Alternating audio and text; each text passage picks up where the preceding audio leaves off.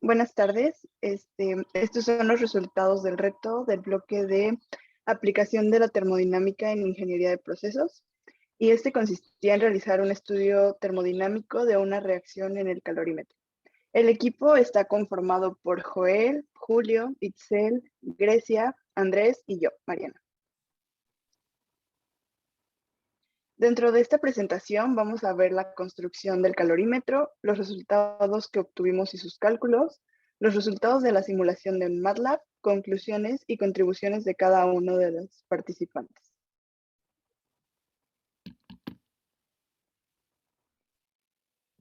Bueno, comenzamos con la construcción del calorímetro y los materiales que se utilizaron para esto.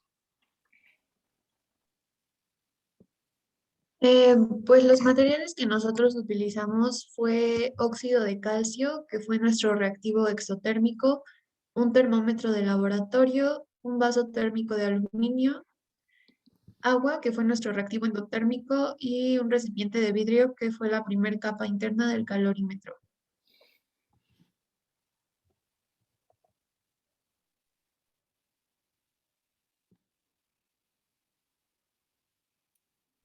¿Por qué elegimos estos materiales? Primero es porque fue un gran aislante térmico. El material es estructuralmente estable, es un reactivo que reacciona rápidamente con el agua, dos grandes reactivos exotérmicos y endotérmicos, tiene una inversión alta, pero ventaja sobre otros materiales y las fluctuaciones son mínimas en la temperatura.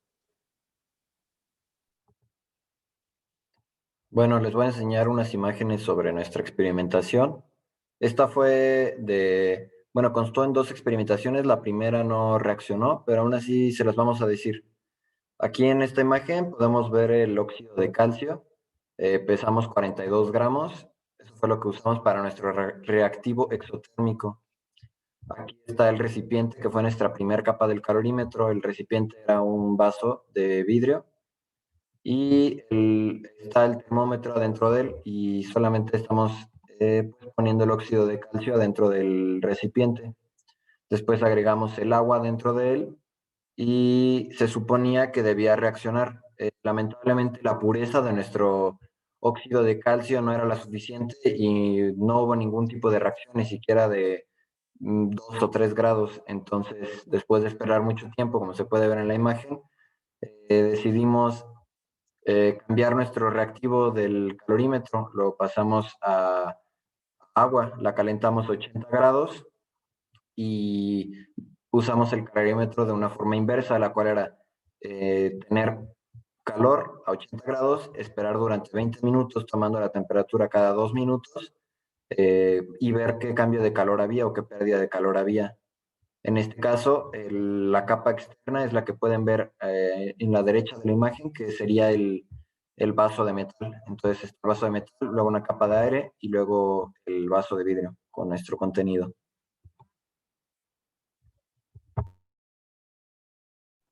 Bueno, ahora vamos a los resultados que obtuvimos y los cálculos que hicimos.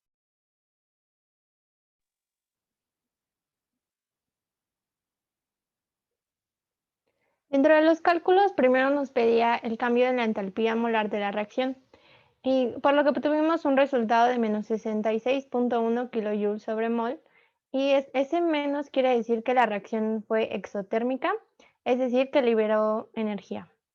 Después tenemos que calcular la cantidad de energía absorbida o cedida cuando reaccionan 30 gramos de óxido de calcio en agua. Para este cálculo, primero lo que hicimos fue convertir los 30 gramos de óxido de calcio en moles y lo multiplicamos por la entalpía que nos dio anteriormente. El resultado obtenido fue de menos 35.41 kilojoules. Y finalmente, el flujo de calor, que nuestro resultado fue de 1845.6 joules. Ahora vamos a ver los resultados de nuestra simulación en MATLAB. Bueno, para la simulación usamos MATLAB y por medio de esto usamos el método de Gauss-Jordan que aprendimos en el módulo 4 de computación del bloque. Esto fue para obtener las temperaturas. Lo primero que hicimos fue poner todos los datos que ya teníamos, como por ejemplo los radios de nuestro calorímetro, la altura de este y diferentes datos ya conocidos, o la temperatura inicial. Después de esto ya investigamos para poder tener la potencia y la constante de temperatura más cercana posible al caso real, y después hicimos matrices con las ecuaciones dentro y después un vector que nos daba los resultados para después multiplicar estos dos y obtener las temperaturas de cada etapa. Aquí podemos ver el algoritmo que usamos para el método de Gauss-Jordan y este lo explica bastante bien. Ya después estas fueron las temperaturas que obtuvimos y vemos cómo se va reduciendo conforme va pasando de lugar en lugar. El primero es el cambio que tenemos desde el fluido hacia el vidrio y vemos que la temperatura disminuye de gran manera. Después del vidrio hacia el aire no disminuye de gran manera debido a que el aire no transmite tanto calor como lo hace el vidrio o lo hace el metal en el siguiente caso, que a pesar de que es un radio muy pequeño se puede ver un gran cambio. A la derecha tenemos una tabla de la variación de temperatura respecto al radio y podemos observar lo mismo, cómo las temperaturas van cambiando de mayor cantidad conforme el material y conforme el radio.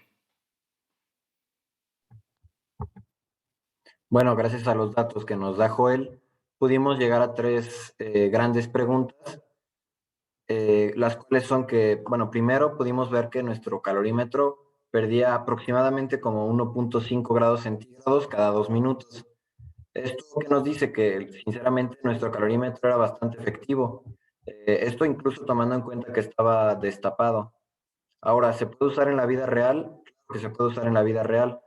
Simplemente que tendrías que tomar en cuenta que el metal tendría que tener un recubrimiento por fuera para no perder el calor, así como también tendrás que tomar medidas diferentes, ya sea para alguna empresa, para algún laboratorio, ya un ámbito más profesional. Las desventajas que tendría respecto a la competencia sería el precio del metal, ya que el metal que usamos no es nada barato, tiene incluso recubrimiento para aislar la temperatura, entonces, aunque da muy buenos resultados, hay que tomar eso en cuenta a la hora de hacer un bioreactor ya de un tamaño más considerable. Pasamos ahora a las conclusiones grupales. Como conclusión grupal, fue que durante el desarrollo de este reto de 5 semanas logramos aplicar los conocimientos que obtuvimos sobre la primera y segunda ley de Newton de la termodinámica, perdón, construyendo un calorímetro y la elaboración de biodiesel a partir de algas. Esto fue posible ya gracias al trabajo que realizábamos entre nuestro equipo, la disposición de ellos a trabajar y el acompañamiento que tuvimos de los maestros en este periodo.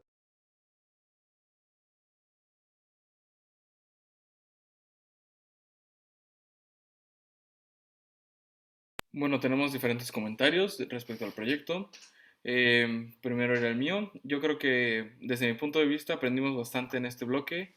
Me gustó mucho lo que hicimos, me gustó la dinámica, pero creo que pudo haber sido aún mejor si hubiéramos hecho esto de modo presencial, o mínimo la oportunidad de juntarme con mis compañeros para trabajar en este proyecto. Creo que hubiera sido muy útil.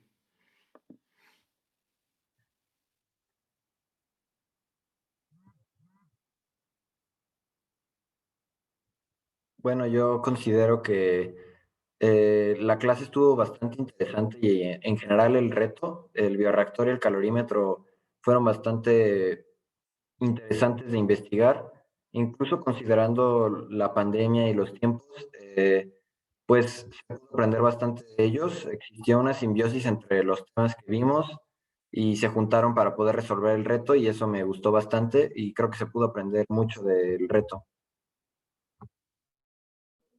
A mí se me hizo muy interesante la construcción del calorímetro y el aprender sobre cómo las algas, cómo a partir de las algas se puede producir biodiesel. Y en general, pues este reto me gustó mucho.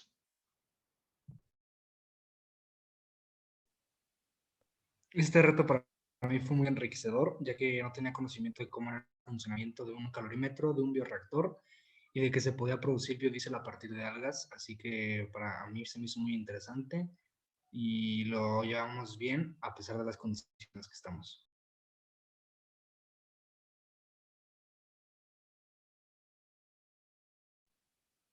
Pues para mí igual fue un reto pues muy interesante, que como ya mencionaron mis compañeros, sí hubiera sido más padre poder hacerlo en presencial, pero pues en esta ocasión no se pudo. Y de igual forma creo que aprendí muchos conceptos sobre termodinámica. Pues sí, como ya lo comentaron mis compañeros, me hubiera gustado mucho que todo esto fuera de forma presencial, porque pues de forma remota no pudimos hacer las prácticas de laboratorio. Por ejemplo, en una sesión, pues el profe que hizo el biodiesel, nosotros pudimos haberlo hecho, pero por cuestiones de la pandemia no se pudo.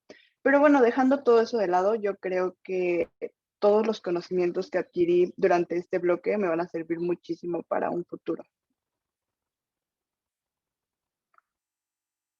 Y bueno, estas son las contribuciones de cada uno de nosotros en lo que corresponde al reto.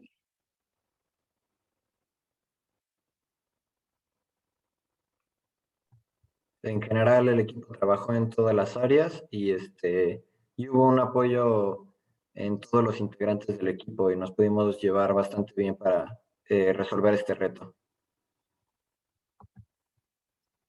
Agradecemos su tiempo y su atención.